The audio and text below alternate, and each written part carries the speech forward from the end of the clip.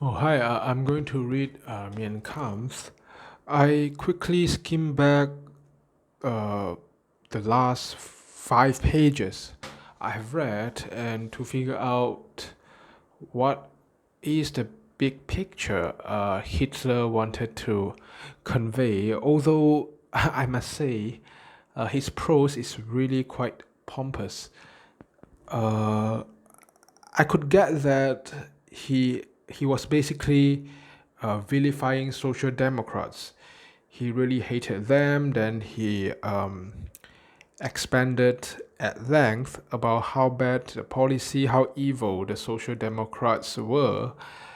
And at the same time, one very odd thing is he also attacked and berated the bourgeoisie and of course championing the working class.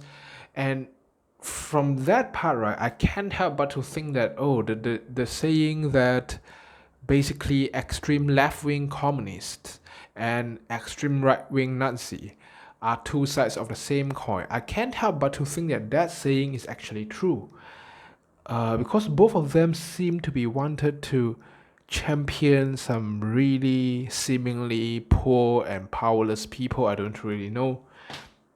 So and the last part, besides berating social democrats, Hitler was also talking about trades union, which I don't really understand very much.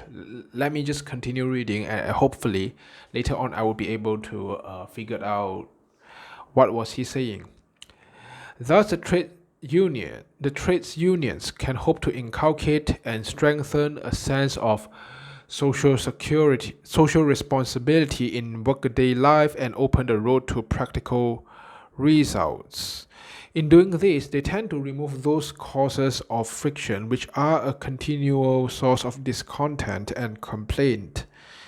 Blame for the fact that the trades unions do not fulfill this much desired function must be laid at the doors of those who bar the road to legislative social reform, or render such a reform ineffective by sabotaging it through their political influence. The political bourgeoisie failed to understand, or rather, they did not wish to understand, the importance of the trades union movement.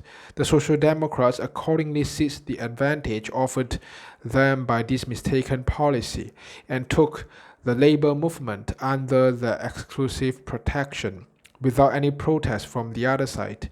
In this way, they established for themselves a solid bulwark behind which behind which they could safely retire whenever the struggle assumed a critical aspect. Thus, the genuine purpose of the movement gradually fell into oblivion and was replaced by new objectives. For the Social Democrats never troubled themselves to respect and uphold the original purpose for which the trade unionist movement was founded. They simply took over the movement lock, stock, and barrel to serve their own political ends. Within a few decades, the trades union movement was transformed by the expert hand of social democracy from an instrument which had been originally fashioned for the defense of human rights into an instrument for the destruction of the national economic structure.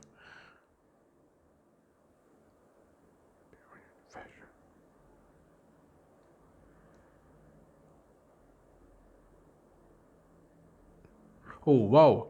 So this part, Hitler actually uh, says that trades union movement originally it was supposed to defend human rights. It makes sense, right? You have to defend the poor workers. And democrats use that movement to destruct the national economic structure. Very interesting. Let's see how is it. The interests of the working class were not allowed for a moment to cross the path of this purpose, for in politics the application of economic pressure is always possible if the one side be sufficiently unscrupulous and the other sufficiently inert and docile. In this case, both conditions were fulfilled. By the beginning of the present century, the trades unionist movement had already ceased to recognize the purpose for which it had been founded. From year to year, it fell more and more under the political control of the Social Democrats until it finally came to be used as a battering ram in the class struggle. The plan was to shatter, by means of constantly repeated blows, the economic edifice in the building of which so much time and care had been expended. Once this objective had been reached,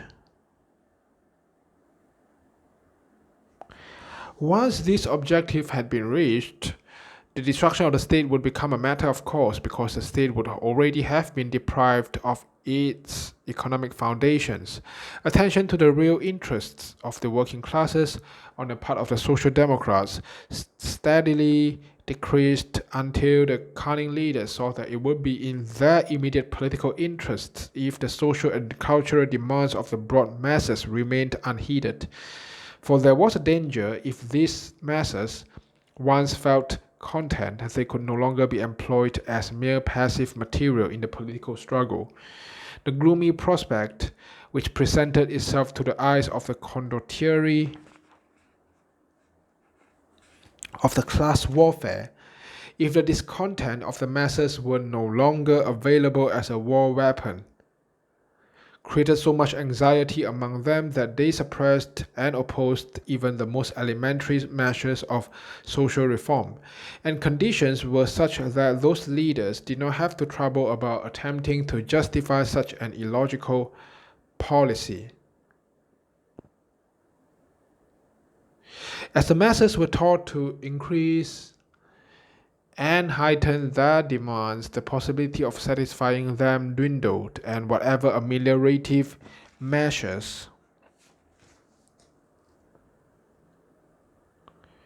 were taken became less and less significant, so that it was at that time possible to persuade the masses that this ridiculous measure, in which the most sacred claims of the working classes were being granted, represented a diabolical plan to weaken their fighting power in this easy way, and, if possible, to paralyze it.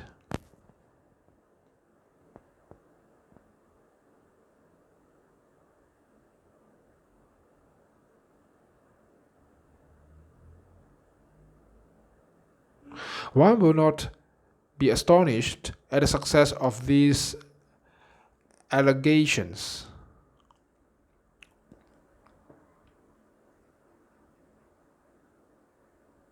One will not be astonished at the success of these allegations if one remembers what a small measure of thinking power the broad masses possess. In the bourgeois camp, there was high indignation over the bad faith of the social democratic tactics, but nothing was done to draw a practical conclusion and organize a counter-attack from the bourgeois side. The fear of the Social Democrats to improve the miserable conditions of the working classes ought to have induced the bourgeois parties to make the most energetic efforts in this direction, and thus snatched from the hands of the class warfare leaders the most important weapon. But nothing of this kind happened. Instead of attacking the position of their adversaries, the bourgeoisie allowed itself to be pressed and harried. Finally, it adopted means that were so tardy and so insignificant that they were ineffective and were repudiated.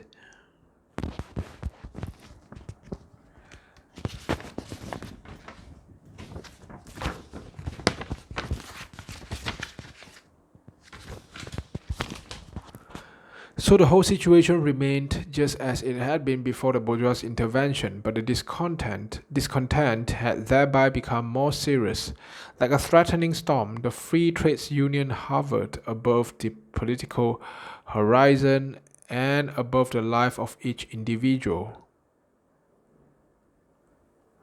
It was one of the most frightful instruments of terror that threatened the security and independence of the national economic structure, the foundations of the state, and the liberty of the individual.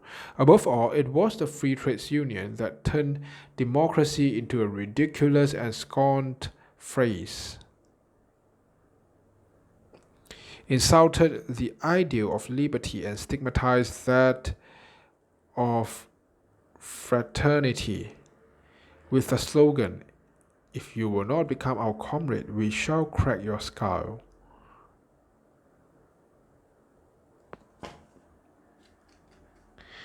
It was thus that I then came to know this friend of humanity. During the years that followed, my knowledge of it became wider and deeper, but I've never changed anything in that regard. The more I became acquainted with the external forms of social democracy, the greater became my desire to understand the inner nature of its doctrines. For this purpose, the official literature of the party could not help very much. In discussing economic questions, its statements were false and its proofs unsound. In treating of political aims, its attitude was insincere. Furthermore, its modern methods of chicanery in the presentation of its arguments were profoundly repugnant to me. Its flamboyant sentences, its obscure and incomprehensible phrases, pretending to contain great thoughts, but they were devoid of thought and meaningless. One would have to be a decadent bohemian in one of our modern cities in order to feel at home in that labyrinth of mental aberration, so that he might discover intimate experiences amid the stinking fumes of this literary daddyism. The sinking fumes of this literary daddyism. These writers were obviously counting on the proverbial humility of a certain section of our people, who believe that a person who is incomprehensible must be profoundly wise. Proverbial humility. Okay, that's very funny. In confronting the theoretical falsity and absurdity of that doctrine with the reality of its external manifestations, I gradually came to have a clear idea of the ends at which it aimed. During such moments, I had dark presentiments and feared something evil. I had before me a teaching inspired by egoism and hatred, mathematically calculated to win its victory, but the triumph of which would be a mortal blow to humanity.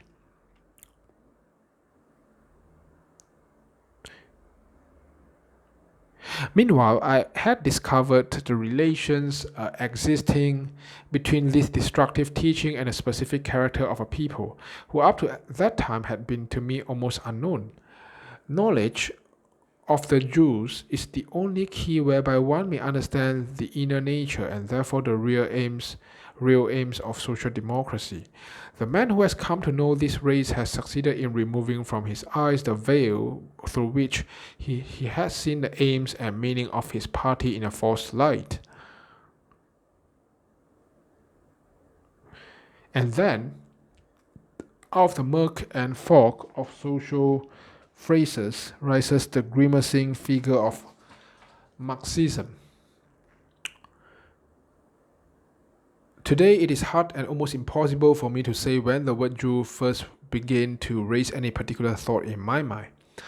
Oh, I'll stop here. It's finally getting slightly more exciting because finally Hitler started mentioning Jewish, but I'm not too sure what is the relation between Jewish and Marxism. It seems like they are not related. I'll stop here and see you in another episode. Goodbye.